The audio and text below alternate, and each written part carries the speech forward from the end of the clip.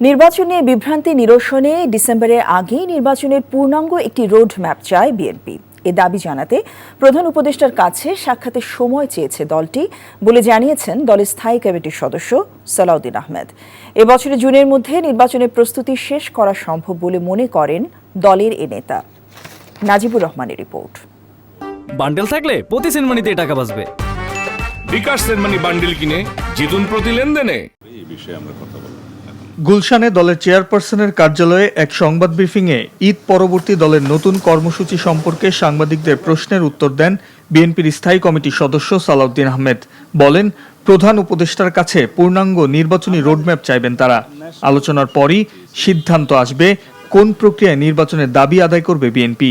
মাননীয় প্রধান উপদেষ্টার কাছে সুনির্দিষ্টভাবে আগামী জাতীয় সংসদ নির্বাচনের জন্য ডিসেম্বরের আগে একটা রোডম্যাপ অবশ্যই আমরা চাইব, যাতে উনি ক্লিয়ারলি জাতির সামনে যথাযথ প্রক্রিয়ায় উপস্থাপন করেন, যাতে জাতির মধ্যে যে একটা অনিশ্চিত অস্থিরতা ভাব আছে এবং রাজনীতির মধ্যে একটা স্থিতিশীলতা আসে, অর্থনৈতিক কর্মকাণ্ডে যাতে একটা গতিশীলতা আসে, সেগুলো লক্ষ্য রেখে আমরা বলবো যে এটা যথেষ্ট সময়।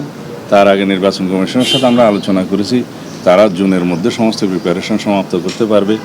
এ সময় সংস্কার কমিশনে বিএনপির দেয়া প্রস্তাব নিয়েও কথা বলেন সালাউদ্দিন আহমেদ। রাষ্ট্র পরিচালনার মূলনীতিতে পঞ্চদশ সংশোধনীর পুনর্ব্যবস্থা পুনর্বহলের দাবি জানিয়ে তিনি বলেন, রাষ্ট্র পরিচালনার মূলনীতিতে পঞ্চদশ সংশোধনীর পুনর্ব্যবস্থা পুনর্বহলের দাবি জানিয়ে তিনি বলেন, ধর্ম নিরপেক্ষতা নিয়ে কোনো প্রস্তাব দেয়নি দলটি।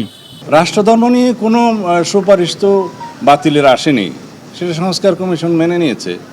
আমরা তার সাথে আগেই একমত। বহুত্ববাদ সহ আর অন্যান্য বিষয়গুলোর সাথে আমরা একমত নই এবং রাষ্ট্র পরিচালনার মূলনীতি হিসেবে আর সংবিধানের মূলনীতি হিসেবে আমরা একমত নই। এরপর আমাদের মন্তব্য দিয়েছি, সেই মন্তব্যটা আর কেউ এখানে উল্লেখ করে না। মন্তব্যটা হচ্ছে আমরা সংবিধানের প্রস্তাবনার অংশে আমরা সংবিধানের প্রস্তাবনার কি চাই সেটা উল্লেখ করেছি, যে পঞ্চদশ সংশোধনী পূর্ববর্তী অবস্থা বহাল চাই।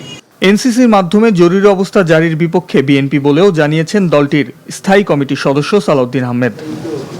Najibur Rahman, NTV news, Dhaka. Bundle থাকলে প্রতি সেনমানিতে টাকা বাঁচবে। বিকাশ সেনমানি বান্ডেল কিনে জিতুন প্রতি লেনদেনে।